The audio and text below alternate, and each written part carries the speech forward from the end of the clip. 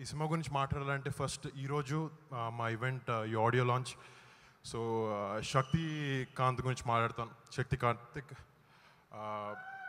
So నాకు జనరల్గా music అంటే చాలా ఇష్టం. ఏవో కొంచెం స్లోగా ఉన్న సూదింగ్ ట్రాక్లు ఎక్కువ వింటాను నేను, మెలడీస్. అండ్ నా సినిమాలో ఒక ఎక్స్ట్రాడినరీ ఆల్బమ్ ఇచ్చినందుకు I would like to thank Shakti. It's I think I can heartfully say this is the best album of my career. And next, to all the singers of all the songs, inka ee cinema ki lyricists naku first cinema nunchi chaala simalu rasaru Shastri garu.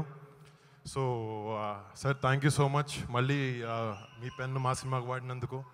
Plus Shuddal Ashok Teja gariki inka Chaitanya గారికి చాలా మంచి పాటలు రాసి చాలా meaningful పాటలు రాశారు మా సినిమాలో.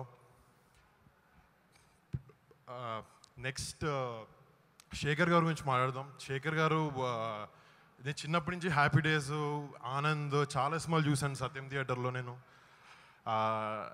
నచ్చేవి చాలా, అంటే ఆ టైంలో Anand or even Happy Days for that matter, అవి కల్ట్ సినిమాలు. అవి అలాంటి సినిమాలు ఏ డైరెక్టర్ ట్రై చేయలేదు.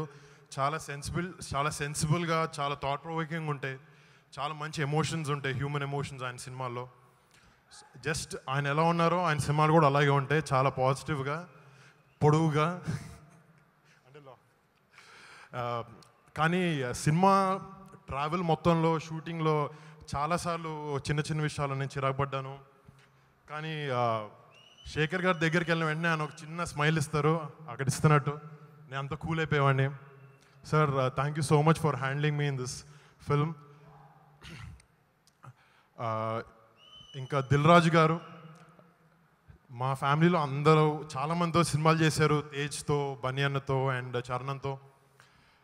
So it's very nice to be associated with you sir. మీ 25 ఫిల్మ్స్ ఈ కెరియర్ ఎంత బాగా వెళ్ళిందో, అలాగే నెక్స్ట్ వచ్చే 25 ఫిల్మ్స్ మా ఫిదాతో స్టార్ట్ అయ్యి మీకు చాలా బాగుండాలని కోరుకుంటున్నాను sir. Thank you so much.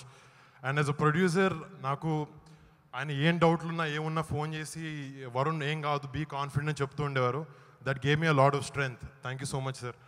And ఈ సినిమాకి పనిచేసిన producers Sirish garu and my friend Harshit, so అందరూ వచ్చి చాలా బాగా సినిమాలో షూటింగ్ బాగా అయ్యేటట్టు చూసుకున్నారు. I like to thank each and every one of them. Wind chimes అంటే మ్రోగే చిరుగంటలు. ఇవి ఇంట్లో పెట్టుకుంటే మనిషికి అదృష్టం మారుతుందా? అసలు నిజంగా ఇవి అదృష్టాన్ని కలుగజేస్తాయా? అదృష్టాన్ని తెచ్చిపెట్టే వస్తువులు అంటూ కొన్ని ఉంటాయంటే మీరు నమ్ముతారా? అసలు ఇవి నిజంగానే మన జీవితంపై ప్రభావం చూపుతాయా? ఎందుకు ఈ విండ్ చైమ్స్ అదృష్టానికి సంకేతంగా భావిస్తారు? ఇది నిజమేనా లేక కేవలం అపోహేనా? ఈ విండ్ చైమ్స్ని సరైన స్థానంలో ఉంచడం ద్వారా